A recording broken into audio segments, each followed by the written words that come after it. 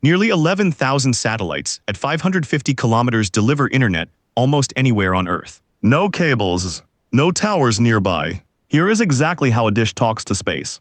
For decades, satellite internet meant one dish aimed at a satellite parked 36,000 kilometers up. That distance made every click feel slow. Oceans, farms, and mountain towns just went without. The real question, how do you get fast internet where no cable ever reaches? Here's the core move. Starlink flipped the old design. Instead of one far satellite, it flies thousands of close ones. About 10,900 of them, roughly 10,892 active, the largest satellite constellation ever built. They orbit at about 550 kilometers. That's roughly 65 times closer than the 36,000 kilometers of the old parked satellites. Closer is everything. The signal's round trip is much shorter, so the lag drops sharply. That's the reason Starlink feels quick, where old satellite internet felt broken. But there's a catch. When a satellite sits low, it can only see a small patch of ground at once. To blanket the whole planet, you can't use a few. You need thousands, constantly flying over every spot on Earth. Which raises the next question. How does a dish on your roof even find one moving that fast? Start with the thing on your roof. A Starlink dish looks simple, but it never physically tips or turns to follow a satellite. Instead, it's a flat panel packed with tiny antennas, and it steers its beam using electronics alone. A phased array antenna. Picture a stadium crowd doing a wave. Nobody moves seats, but the shape sweeps across the stands. The dish does that with radio, aiming its beam by timing, not motors. No moving parts to wear out.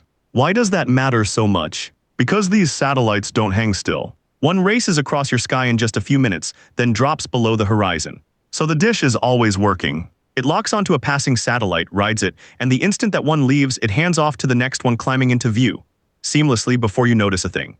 But the dish only reaches the satellite it can see. What about the ocean in between? Now the hard part's the middle of the ocean.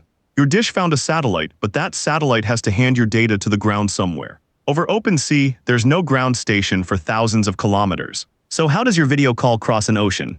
The satellites talk to each other. Each newer Starlink satellite carries 3 laser links, and each beam of light can carry up to 200 gigabits per second. That's an enormous pipe. Think of it as a fire hose of data flying between satellites. Instead of every satellite needing its own ground station, they pass your data ship to ship across the sky, satellite to satellite, until one of them is finally over a gateway on land. String enough of these together, and you get a mesh of lasers spanning the whole planet. That's how Starlink covers oceans and empty regions with no station anywhere near. So what does all this actually deliver to a real customer? So what do you actually get?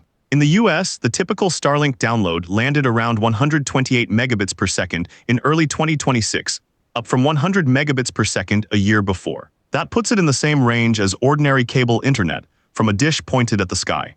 And people are signing up fast. The company confirmed it passed 12 million active customers across more than 160 countries in June 2026. Here's the part that sounds like science fiction. You don't even always need the dish. A newer service called Direct-to-Cell aims satellites straight at ordinary smartphones. According to Starlink, the satellite acts like a cell tower in orbit, so a plain phone in a dead zone can send a text with no special hardware at all. It's texting for now in a few countries, but it points where this is going. Coverage that follows the phone already in your pocket. So which version fits an actual household, and what does it cost? Now the whole machine clicks. Thousands of low satellites, a dish that steers with no motors and lasers stitching it all together. That's how internet reaches anywhere. For a home, Starlink sells tiers. The base residential plan runs about $55 a month, and the top residential max runs about $130 a month for higher speeds. Pick the tier that matches your need and budget. The cheap plan handles most homes fine. And Starlink won't be alone up there.